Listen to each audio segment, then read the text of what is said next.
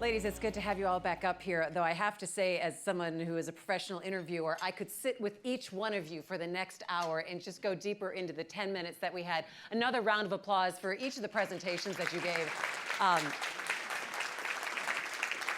One thing I want to point out before we even start, and all of you have received amazing accolades and you're very successful at what you do, but Najah, I want to point out that just this week, and if you read People magazine, and mine comes in my mailbox every Friday, it's a guilty pleasure that I love, you will see Najah in there as one of the women changing the world in 2020. So congratulations, that just came out today.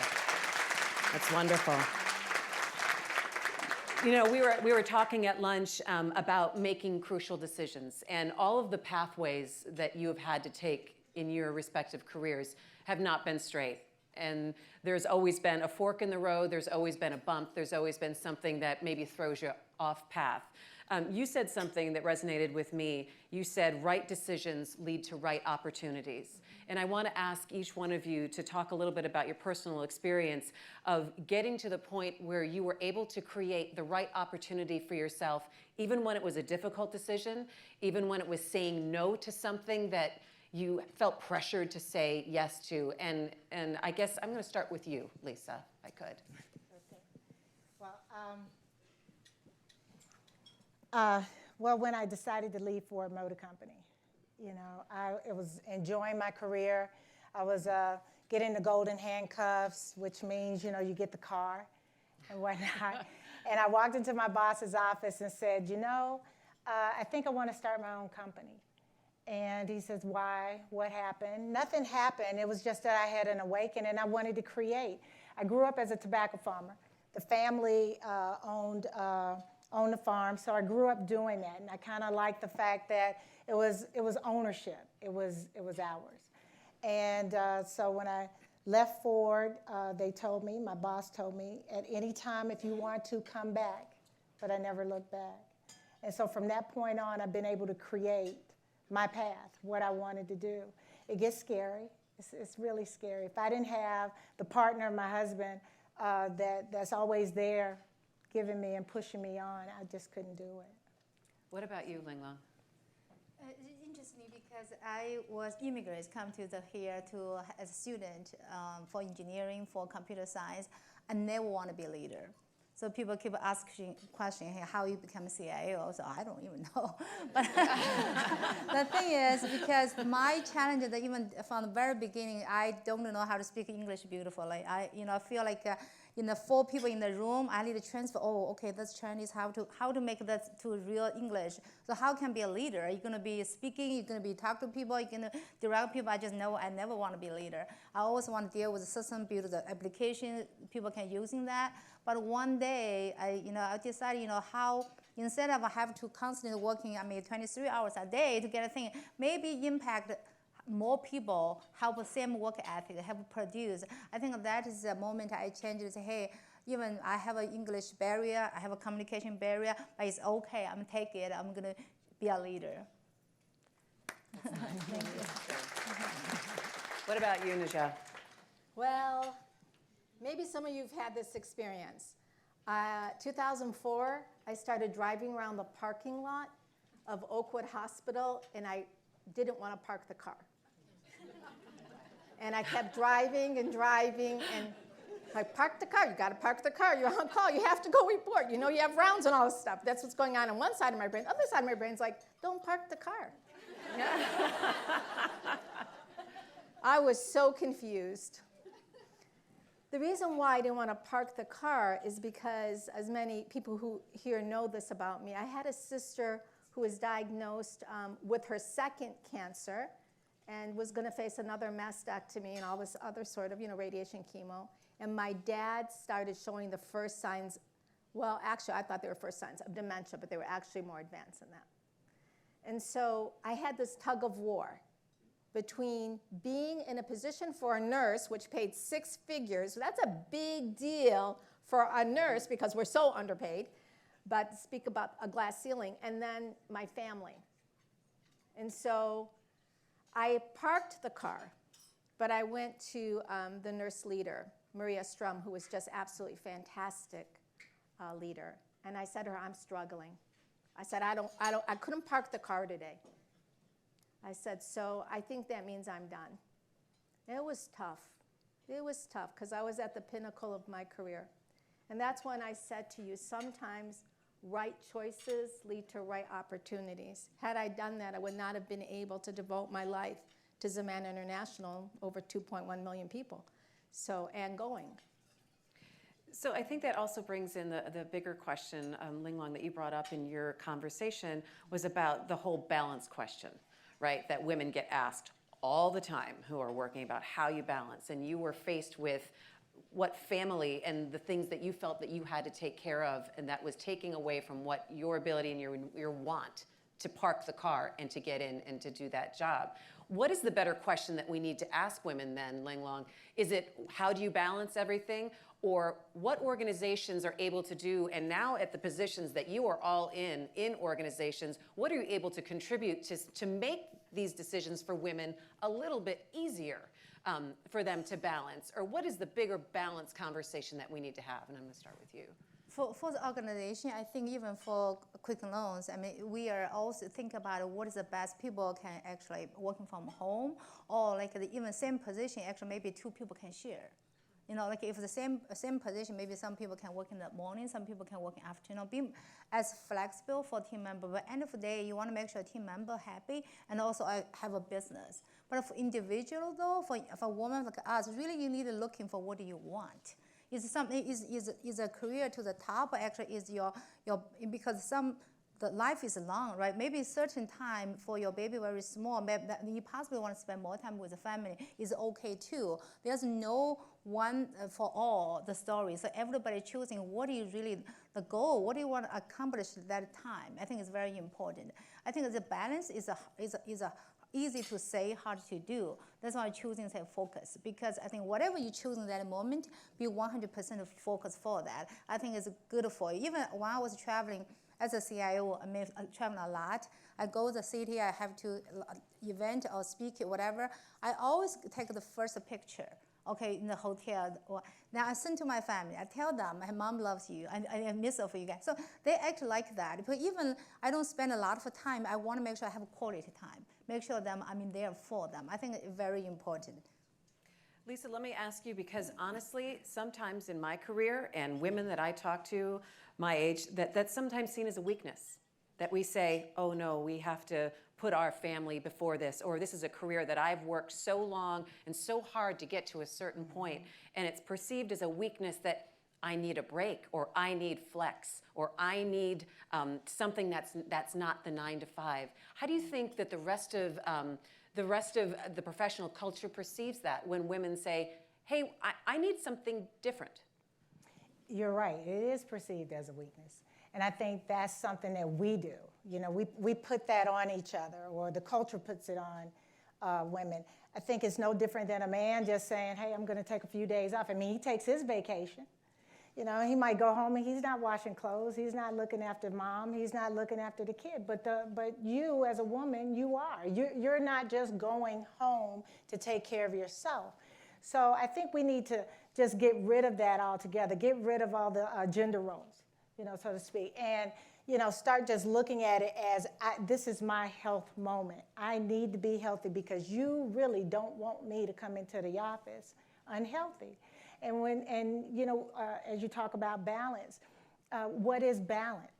You know, to me, there's no such thing as balance. It's just you're doing whatever you need to do to get the job done. And again, I would just say we have to stop doing that to each other. And I'm not just saying women, I'm saying men as well. I'm saying the culture of corporations. We need to understand that a healthy employee is the best employee. And if we put them first, then we know we're gonna get the best out of them.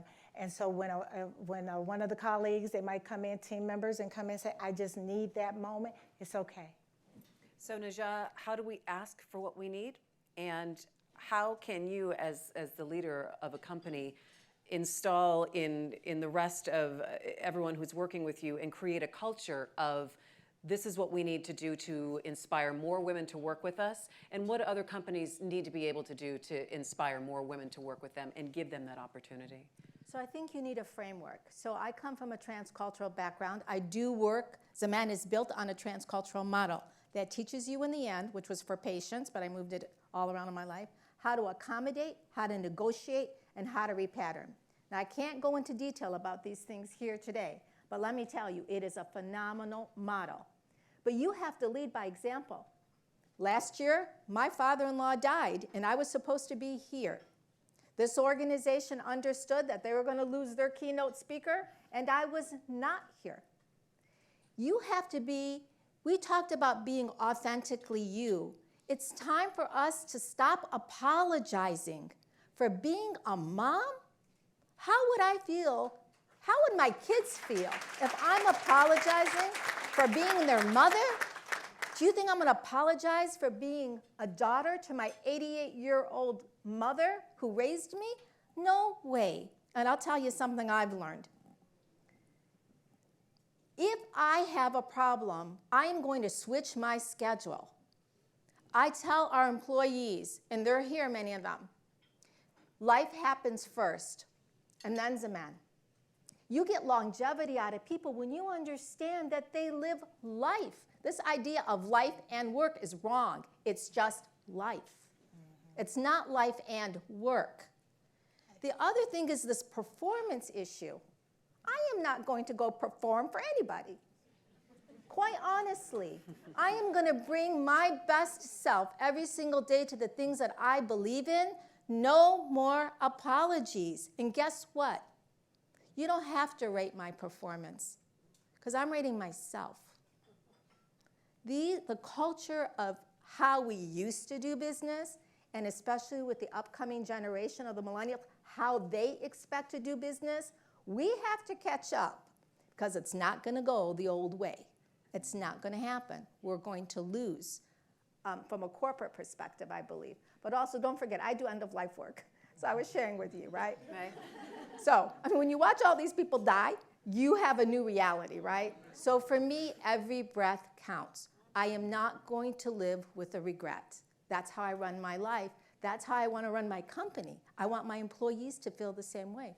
So you bring in a different perspective as well, because once you get different people around the table and someone who is a mother who brings that totally different perspective to whether it's designing a product, to whether it is making other decisions for a company, when you bring different people around the table, it really ends up making a difference. And Lisa, you were the second Black female engineer at Ford and sitting around the table. What was that like for you in bringing a different perspective? Well, at first it was kind of comical because, you know, the first day I walk in and, you know, I always tease the millennials, you know, because I'm old school. So, you know, I always say to them, oh, that's the millennial thought. But then I think about it, I was a millennial too. You know, we were just called baby boomers. And so I walk into my first meeting and everybody's there, you know, all the bosses, and they're saying, oh, we got to do this, that, and the other. And I thought I came up with this great idea. No one applauded. As a matter of fact, one of the men looked at me who happened to be my mentor, and he said, you know what, Lisa? Mr. Ford is happy that you're here, but he is not ready to give the keys of the kingdom to you yet. So sit yourself down. But at least they let me express myself. And from that, you know, it was nice for them to ask, what is it that I saw? What is it that you would do differently? And though they didn't take that suggestion for that particular day, they did, you know, I started building confidence because they allowed me to have a voice. So it's great. Linglong, what is that like in sitting in meetings that you finally have maybe some different perspective, different voices, hearing from younger people, hearing from more women, especially in tech where we sometimes don't see a lot of women? Yeah, absolutely. It's interesting because 10 years ago, I took a CIO position. There are a lot of CIO gatherings. So I walk in the room, sometimes like a 59 old male, you know. I mean, I was the only one there. And then people sometimes extremely applied, say, okay, is there anything I can help you? Is there anything wrong with my face? You know, because I don't feel different. I mean, being here. Now as a leader position, it's so important to not only just a man and woman, because really diversity is for all for everybody. So even personality, some people just introverted more, right? But maybe they're very smart. They don't really willing to speak. So it's so important. I mean, as a leader, if you're a leader position, give everybody choice to bring the real value to the table, voice. And everybody different style. Even young generation, sometimes they are not too ego until they feel be appreciated. It's interesting to see. I think it's so important. Like I mentioned, that not apologize. Nobody should feel guilty when you make the decision for whatever we want to choosing. When you're choosing, if you want to choose, you have to go home to take care. Now, even more society, we should ask. Actually, more men can go home earlier to cook a dinner, right? Not always just a woman have to go home to take care of her. Exactly. I think the important is that we all actually have that gradually. I mean, think about this 100 years compared to 100 years before, right? No woman actually going here speaking. You think about 100 before, right? So I think it's important. The big long society really doing that. But today in the corporate, in the big organization, as a leader, how to be mindful. I even say my male partner, the leader, coworkers, they don't mean they are intentionally try to ignore the woman, but they just not have that have the 100 extra sense to see that. I think important is sometimes you just mentioned that women sometimes even more critical to other women. I don't get it. Sometimes I see. So when they are actually has more tolerance than male the colleague, but they are more critical for other female co-workers. So why that happen? It's so important how to help each other. All right, so let's get to it then, because mentorship, that's what we're talking about here essentially, is mentoring a younger generation of professional women. So from a mentor standpoint, what are the most important things to impart in a partnership with someone who is younger? And then if you are someone who's looking for a mentor, what should you be looking in another woman and saying, and how to work with them to get the most out of that relationship, Najah? So let's start with the first part of the question. I run a youth group. I love young people. I rarely hang out with anyone who's my age, 60 years old. I rarely have a chance to hang out with anybody other than my family, but that's okay. So for me, the idea of mentoring is creating your future. So I love pouring everything and anything I know into the next generation, because for me, that creates a legacy. They might not ever remember my name, or maybe they will, but they'll pass that lesson on.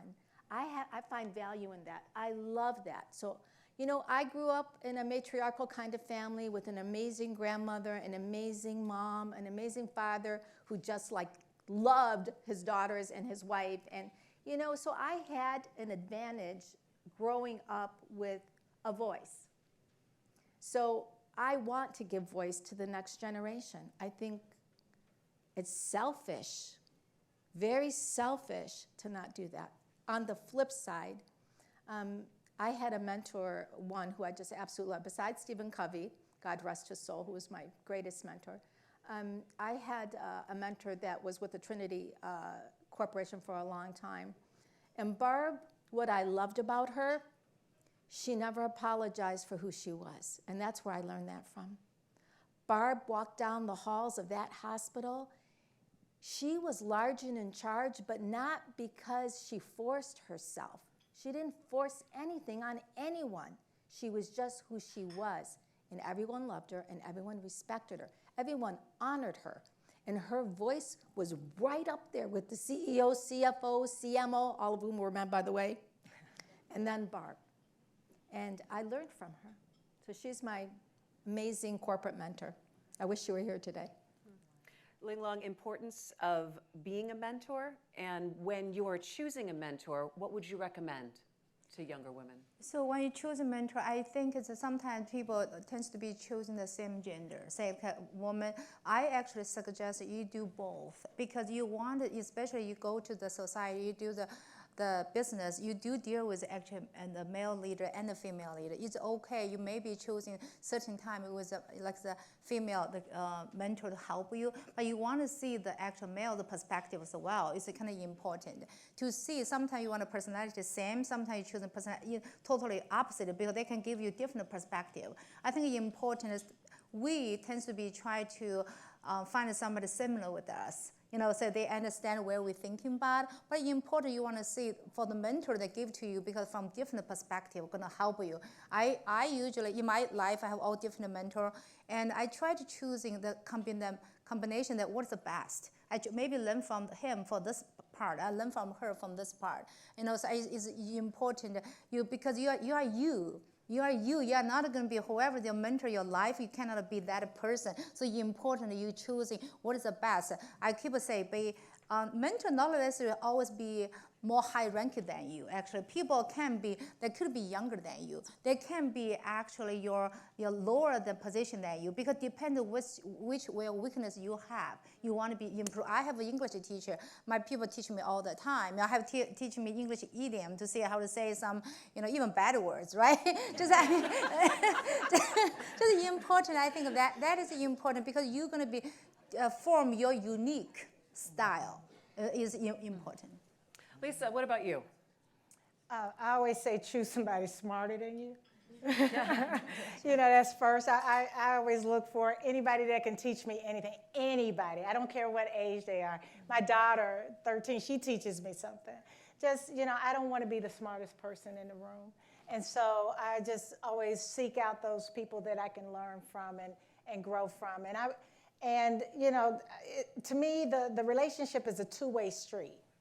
I'm going to give you something. I'm looking for you to give me something back, And you might not know that you are giving me something. Maybe it's just the way you're looking at things changes, my perception or the way I would handle a particular situation. But I would just say just be open and know that your mentor is there to guide you and to sharpen you. As they say, iron sharpens iron. So it's always a good idea just to not expect me to sugarcoat it. If I am your mentor, I would never sugarcoat. I think Carly would tell you that. Carly Cooper, she's here. She's one of the young ladies that I mentor, and she has told me she has heard 10 no's on interviews that she's gone to, and I've told her, good job. That's great. You should hear the no's. Get the feedback. What are they saying? And it's going to be rough, but it's also rough for me because I don't want you to have that pain, but you got to have that pain to grow. Let's talk about putting ourselves out there a little bit, and that not good enough factor that I think sometimes women hold. A lot of people have been talking about impostor syndrome lately, but the data shows that often women don't feel that they're qualified for that next promotion, and then they hesitate to go for it thinking they need more time. Najah, do you find that is still present and still a conversation that women are having, or that feeling when they're in business that maybe, gosh, I'm not good enough, I should wait a little while longer? And if so, how do we empower people to feel that they should take that next step? I think that is still out there. I think that's a human response, male and female, though. I don't think it's exclusive to women. I had it yesterday. No. And I actually texted my kids. I said, I feel like imposter syndrome. So I was granted a doctorate in humanities from Oakland University. And rather than, I cried, and I tried to enjoy it for like a second, and then I had this imposter syndrome right away. I'm like, oh, but I'm not going to med school like my son and my daughter-in-law. I didn't go to residency. I didn't do this. I didn't do that. I don't really deserve it. And I couldn't see the lifetime of free service that I've done for my own. I couldn't see that. All I can see was I don't deserve that. And I'm like, you mentor people about this. What's wrong with you? If you can't do it, how can we do it? And so, and so I had to have a paradigm shift, because I'm like, how am I going to be authentically truthful with the next woman who comes up and tells me she might have gotten a doctorate degree, and I'm going to be like, did you deserve that? So I had to have a moment with myself. I really had to go outside in. I'm like, where's that come from? Why do you feel that way? And I had to think about it. And it comes from growing up. I know that. It comes from a cultural heritage where, you're a good girl, but you didn't always succeed. And once I could identify where it came from, I'm like, okay, that's a voice that I am going to now mute. That's when you can mute the button. And then I was okay. That's great. Linglong, what about you? I think the moment like that is happen all the time. However, just the butterfly to see you is interesting. I feel like as long as you feel you can learning. If you don't really know, give example, for God's sake, I will be president and CEO next week. I have no clue that finance, accounting, anything. I'm in the technology background. I do the coding. I do that. I need to figure out all the charge bar, look at the revenue, profit, all the stuff. I really have no clue. I mean, I'm not. I'm saying it is, but I'm okay with that. I have ability. I feel like I can learn. I will learn. And I will actually have a lot of smart people around me, leader, right, around me. They know much better than me. I feel the important is not just one person, is a thing. That moment, like sometimes if you feel, I think 2 days ago, I feel just exhausted. Like, oh my God, why am I choosing this? Say, okay, I should just sing, I should dance. I mean, that's my so why am I still continuing? I mean, why am I doing this? Because a lot of people, so maybe I should have just done. I mean, I don't need to be this new president, CEO thing. I should have just, stay home. Finish my book. Sing and dance. That time comes. But the second day, I feel good. I'm talking about. I mean, the second, the sunshine come out as beautiful. Well, you know what? I can do this. It's good. So the reason I mention that is okay because second day is actually better. If we have that moment, let it be. I mean, the life is just always kind of like this way, right? Sometimes it's up and down, but when the downtime, it's going to come up again. So that's important. That's great. Lisa, what about, I know, I was just going to say this so good. Lisa. Good. Well, okay, I'll tell you a story when I faked it. The first company I started was an IT company. And and we used to write software for transportation. And so when we started transitioning to just doing support. So, I met this gentleman who said, hey, come to my facility and get my system working again. And I said, oh, okay, all right. So I go, and I know nothing about IT support. And the people in my office, they were like, oh, you'll be fine, go. I think that was their way to get me out. So anyway, so I get there, and I walk into the room, and everything's just flashing, and beeping and the noise. And so I stopped and pulled out my phone, called the office, and said, hey, guys, this thing is making noise, it's doing this. What do I do? And they said, okay, first, go tell them you're going to shut down the system. Oh, God, no.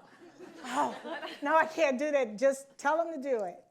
Went in, told him that, came back, and he told me, my team member at the office said, do you see this button? Hit the button.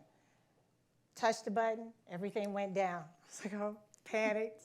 Just knew I was looking for the accident by this time. But then he said, he was just kind of singing on the phone, and so finally I turned it back on and it came up. He told me what to type in and all that kind of stuff. It came up and it was working. So the guy walks in, the customer walks in, because he became a customer after that. He says, hey, is that what you do? I say, yes, it is.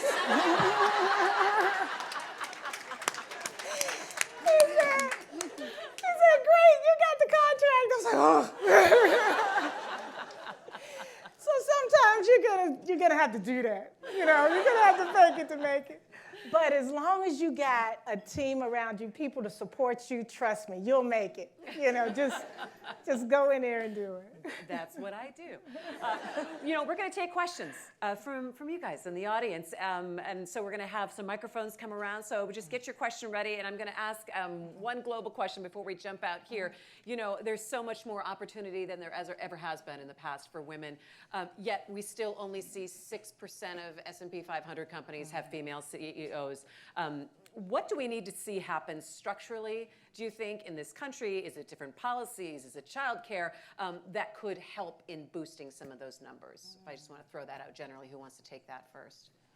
I'll let you know. Yeah, I think just using Quicken's example from me, I mean, in the past 24 years in the Quicken's technology team, my leadership will always actually half for female and male. I don't say I do it just for do it for a reason, but I do see, so it's interesting sometimes when most of the complicated project, people always think about Annie, Christina, all the girls, but when the promotion, those names disappeared. They don't think about those names. That's not okay. So I'm actually try to make sure all the female leader be there. I think that's from all of us. From if you are the female leader today on the leadership, think about how your team, and also actually contagious. When you do that, your peer leader will be following. Say, oh, their female leader are very successful. That's very important. For the kids, though, if you have kids, you have needs and things, also important to make sure don't ask them just to be, is help them understanding that they can have a big goal, have a bigger career is important. Najah, what about you? That's a good question. I think the 6%, I believe in compounding numbers. So I think the 6% can actually be very significant if they are also authentic leaders, right? So I'm not the kind of person who says, well, we have 6% here, and then we have to pull in another 6%, that's not really how my brain functions. But I do feel that when women are in positions of leadership, they have created, not they are creating. You two have done that. You've created a pathway, and because of who you are, because your authentic self, you are opening the door and the pathway for other women to make it available to them. They already have the skill to be on that path with you, but I think that women, somebody said it intuitively, there's an intuition that just knows how to bring people together and bring teams together, and I think that's going to be a game changer. Yeah. Lisa, anything to add? No. No. Oh, please. All right, let's go out to the audience then. We've got some questions out here. Hi, Table 12. Hi, so Table 12, we're Matt and Hauser, and I'm really excited to hear your input today. We are a newly formed women's group at our firm, and we're all attending, and we have a male colleague as well. I think we're in the beginning, right? We're saying we're bold, we are wanting to advance, and we are working with the numbers that you're sharing, right? How would you recommend the involvement of women versus the opportunities of involving men, and the opportunities to do the safe things and the opportunities to do the more challenging? Safe things is, we want to drum up business. We want to be our own marketers, our own rainmakers. The more dangerous sometimes feels like the policies, right? The internal structures going against what it always has been. So I'm interested to hear your perspective. When do we involve the men? How has that been most effective maybe for you? And then when do you kind of cross that line into the more challenging policy maybe questions that will really make a difference long term? Who wants to take that first? Go ahead, Okay, Lisa. I'll do that. Well, I grew up in a household of 4 boys, and I'm the only girl, and I'm in the middle. And I think you should involve everybody. Men have a voice too. I mean, my dad, always told me that I was at the table, I was valued, I had a voice, and I needed to use my voice. Sometimes it was a little too loud, but it was okay. And so I think, when you have men who understand and who want that, I don't think men are really necessarily scared. I think it's just how to do this. Have we broken down all the barriers? Not all of them. I mean, sometimes that's just a way for some men to just keep us quiet by asking you, how does your husband deal with you? And because they're losing at the negotiation. So they think that that's a way to throw you off. But I think you should always involve men. As far as playing it safe, or I didn't necessarily understand the safe aspect that you asked, where you just stay in your lane, I think is what you're talking about. It's about going against what's always been. But you're here, you're here to shake it up. That's what you're supposed to do. You're supposed to change the way we baby boomers, and I'm on that, you know, like that young side of the baby boomer age, okay? You're supposed to break down what I've done. You're supposed to be the ones coming up with the new stuff. I want to hear that. I think that's important to do. And I love the fact that women are doing that, are taking the charge, and they're not sitting back. I mean, when I first went to Ford and whatnot, I did sit back a lot until, you know, my mentor was kicking me out and saying, you've got to do this. Okay, great. Where's our next question over here? Hello. Hello, my name is Solovine. My question is in regards to career path and timeline. I run a digital marketing consultancy. I recently launched a super PAC. I'm very proud of my accomplishments, but there's so much more that I still want to do. And now in this day and age, speaking of millennials, we have the option of freezing our eggs or freezing our embryos. And I know this is super personal, so you don't have to answer it if you don't want to, but if you have that opportunity when you were making that decision, is that something you would have, is that a decision that you would have made or not, and why? If you're comfortable with answering that. Wow. Ladies, would anyone like to talk about that? Well, I have a 13-year-old, so that tells you I waited. I mean, if I had to do it all over again, I probably would have had her sooner. But then again, I don't know, because I'm a much more patient person. And, you know, I bring her in. I think I have more to give. I think your decision is just your decision. And you don't have to rush to do everything right now. Take your time. You got time. I mean, what? You know, 50's not old. 50 feels great to me. Shit, it looks, oops, sorry. It's okay. Lisa, this is cable. This is cable. This is Netflix, Lisa. We're okay. Oh, we're okay. We're with you. Okay. But it's okay. You're not coming back next year, Lisa. Okay. I didn't think so. I'm sorry. But let me I guess, Najah, ask you to chime in on the getting everything done at once feeling that sometimes young women can have, or all women can have, and trying to get it all in now. Do you have to get it all in, or how do you make sure that you get done what you want to get done? So when I was 20, 30, 40, I would say I was trying to get it all done fast. And I'm pretty fast. I grew up in the kitchen, by the way, so I could like that. But then what do you have to look forward to when you're 60? There we go. So I have learned, slow down. I tell my daughter, I'm telling my nieces, I'm telling the girls that I mentor, the ambition's there, the passion is there. Guess what?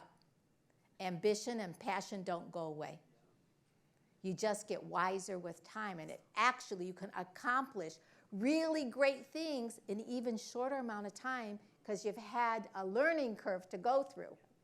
And that is, I mean, if I were to redo it, I don't think I really have any regrets.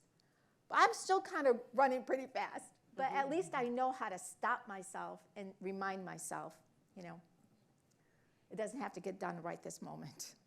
That's right. That's a good question. And thank you for being personal, because this is what this room is about today. So thank you. Yep. So I wanted to actually add on to that comment, and thank you for your question. I'm Rachel Downs. I'm 51 years old, and I did not have children. And I can tell you that it's truly one of the biggest regrets of my life. I pursued all the new technology that's available, and I would just encourage all of you that there is no greater gift or job in life than that of being a mother, and I would encourage you to model a new way to balance motherhood and being a boss.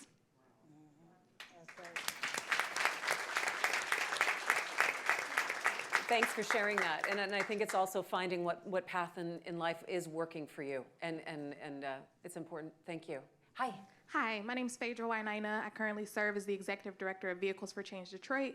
And just considering all of the nods and coos that came from the crowd when we talked about imposter syndrome, Everyone's like, yeah. What safe spaces do we have now so we don't have to cling to events like this to be reinforced by women that intersectionality is okay, and that we have safe spaces where we can communicate with each other about some of the challenges that we're facing?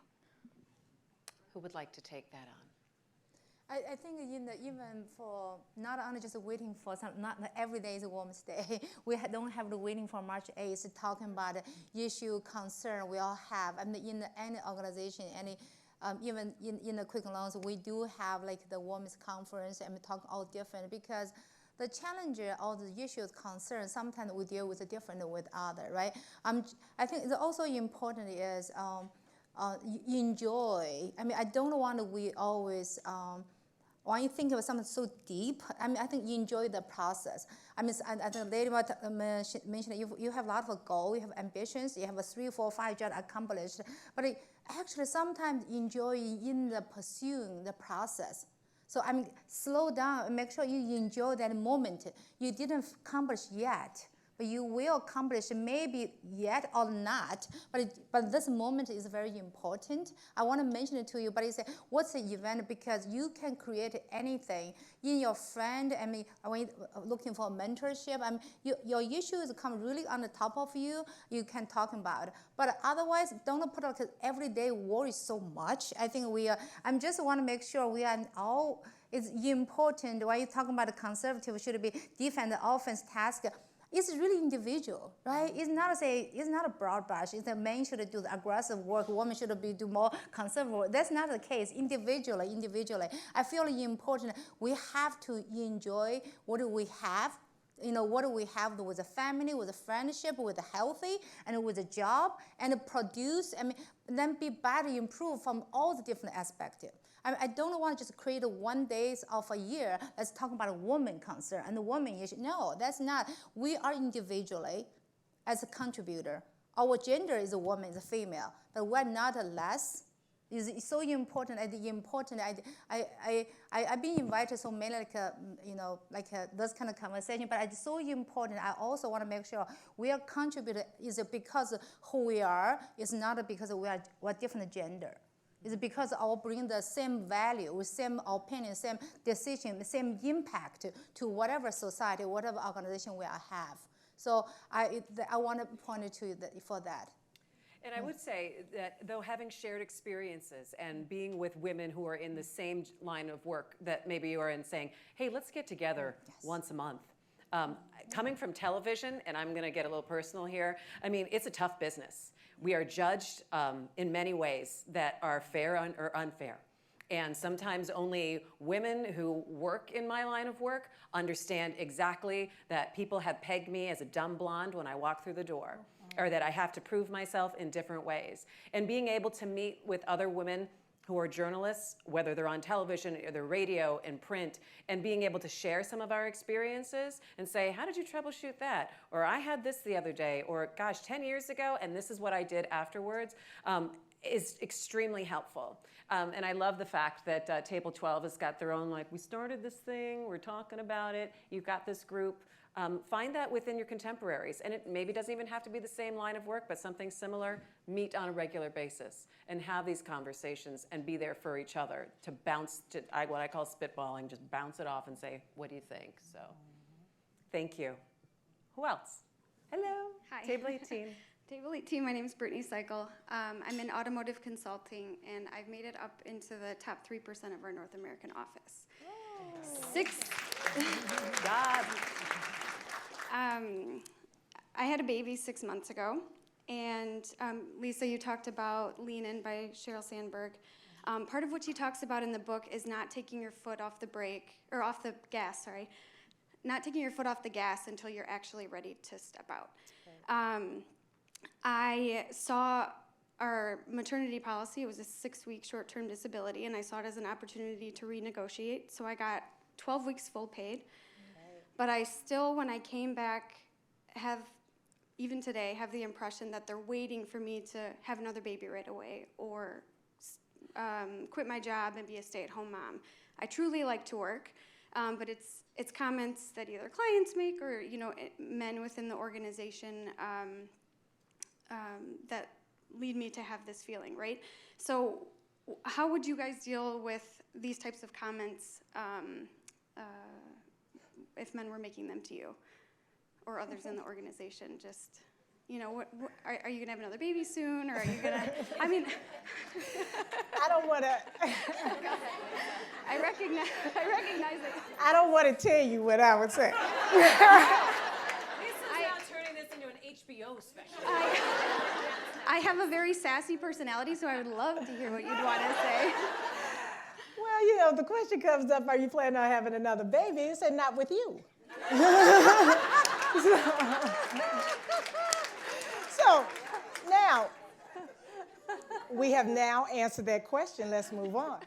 So, you know, you have to, you know, create that. You know, you have to figure out a way. I was always told by male mentors, you're going to have to find a way to move through this male-dominated area of automotive. You know, as we all know, that's the last locker room, you know.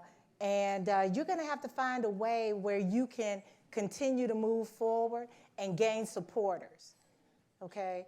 And it's not easy, so there's no right way. I think, you know, with my personality, I would say something like that, but I wouldn't advise you to say anything like that, you know. But it's not really anybody's business. You know, we should just, you know, support you, you know, in what you're going through.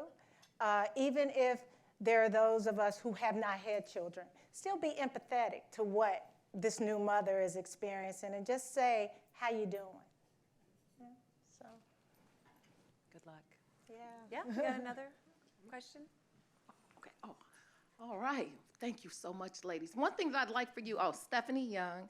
I happen to be executive director of a nonprofit in the city of Detroit. I'll be stepping down from there at the end of the month to go and commit myself full-time to running for office. So that's exciting. Congratulations.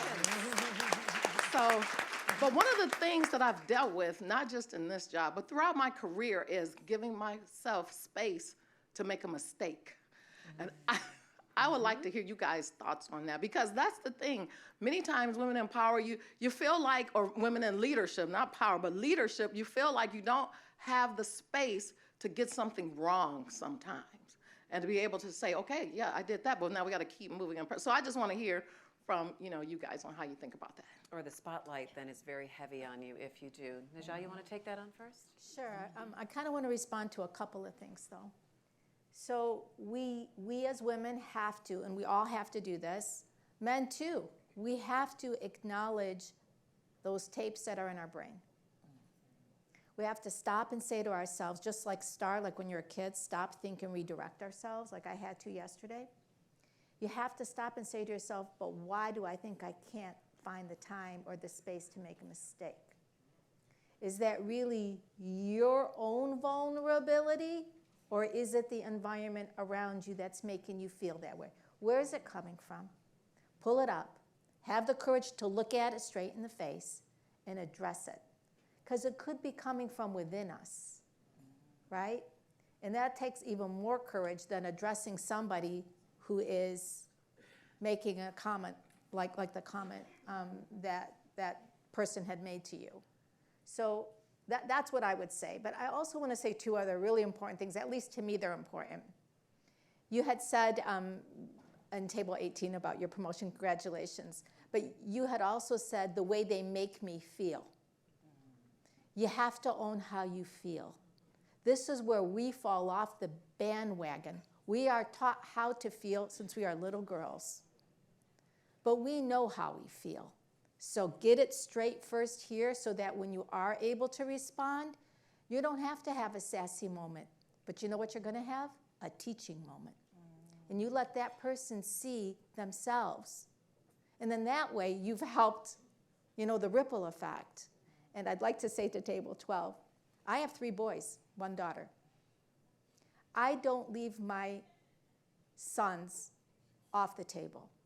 And if an injustice has been created against women, I don't want to be in a position where I'm recreating the same injustice by not having men being included. I think we're the leaders who can change that culture of inclusiveness. Linglong, can you talk a little bit about the freedom to fail? Yeah, I think it's so important, because I think a lot of us, we actually don't feel so guilty or feel so bad about the mistake we made. So it's almost like it's not only space, like the outside, but the internal barrier too. Because in reality, everybody not perfect. we do make mistakes. I mean, every day I feel like I'm making some mistakes. But it's important is, I also want to make sure if we do make mistakes, impact the business, impact the people negatively, we need to own that as well.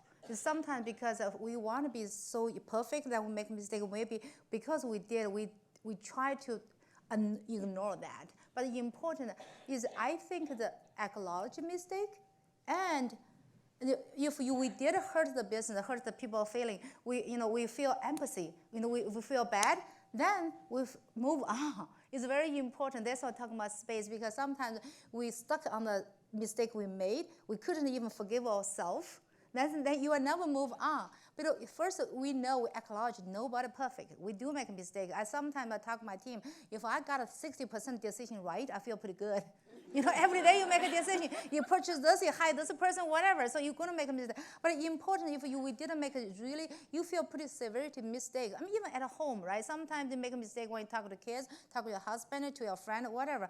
Then it's okay. I don't want to be, we are so arrogant, we don't even own that. If we did, it's important, we just own that. So I dropped the ball. I made a mistake. Apologize. I'm sorry I hurt your feeling. Then what I can do for you. Then I think it's important, we talk about 3 steps. In reality, we all make mistakes. Mistake is a part of our life. But the way how to handle that is very important. Sometimes I feel like people are stuck there. They say, oh, he said I didn't do it. I need to constantly think, come on, people already move on. Himself still stuck there. No, move on. People, it's okay. Either you forgive yourself or not. It's hard.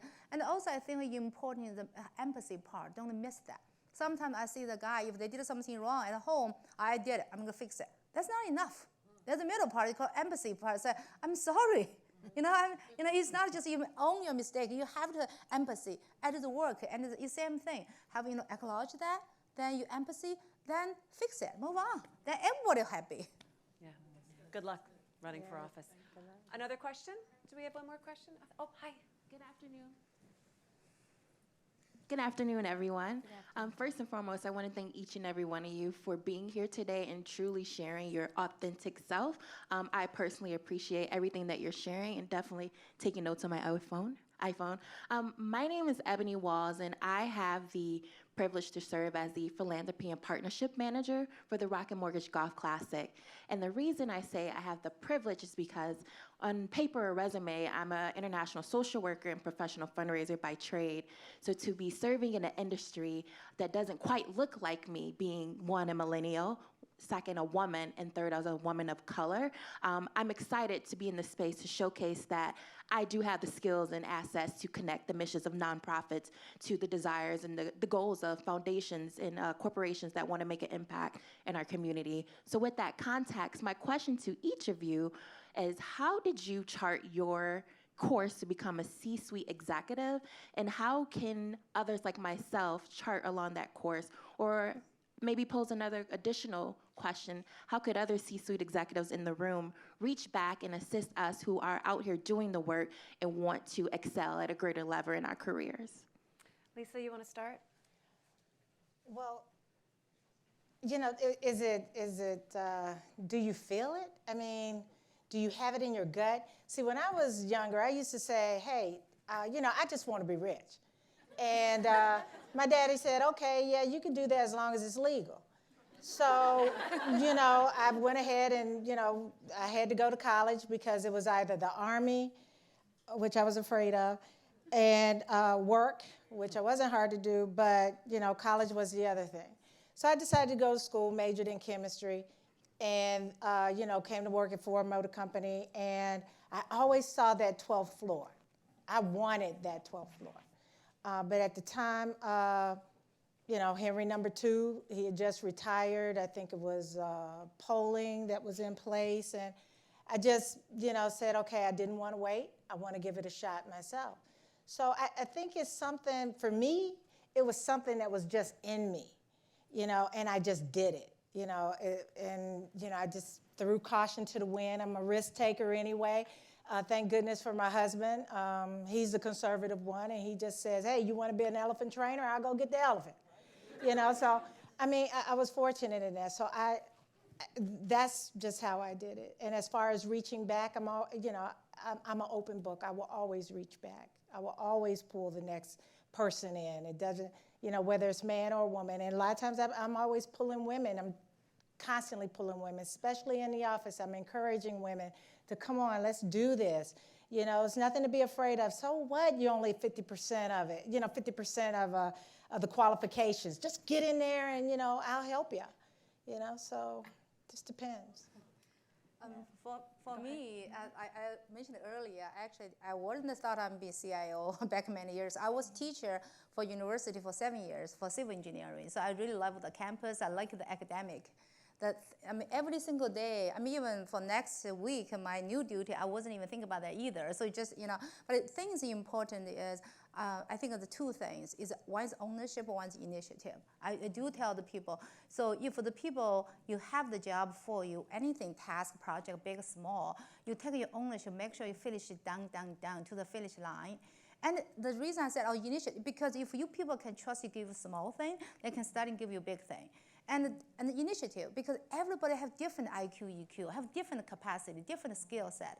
If you know, people do not know how you can do. So you always actually reach ahead. Doesn't matter you're female or male, whatever, if you can do more. Tell people, I'm willing to help, I can do that. So that is with me for my whole career. Always have to take ownership, always actually take initiative. Regardless, you not be shy, because didn't mean you always be perfect, but you're willing to help if you finish your own thing.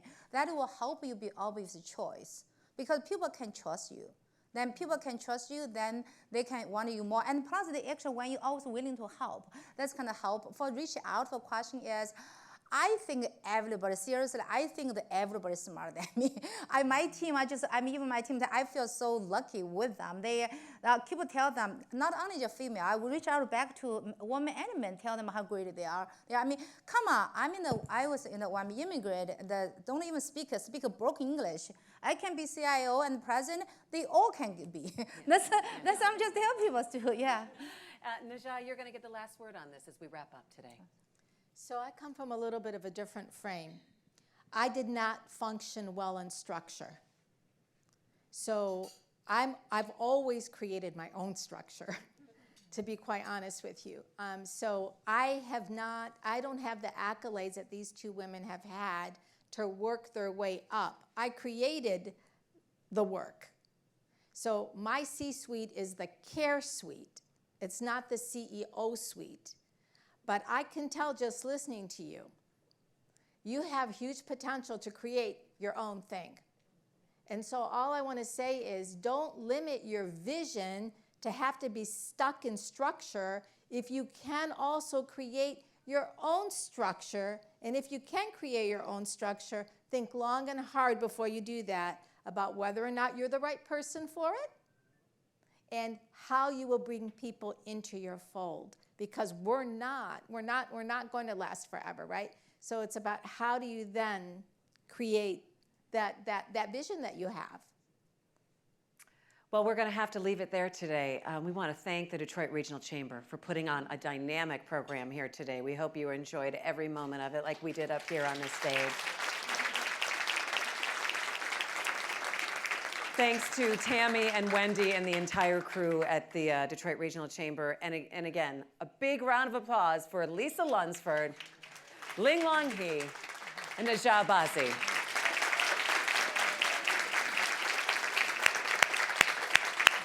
And thank you very much. Every day is International Women's Day. We'll see you next year.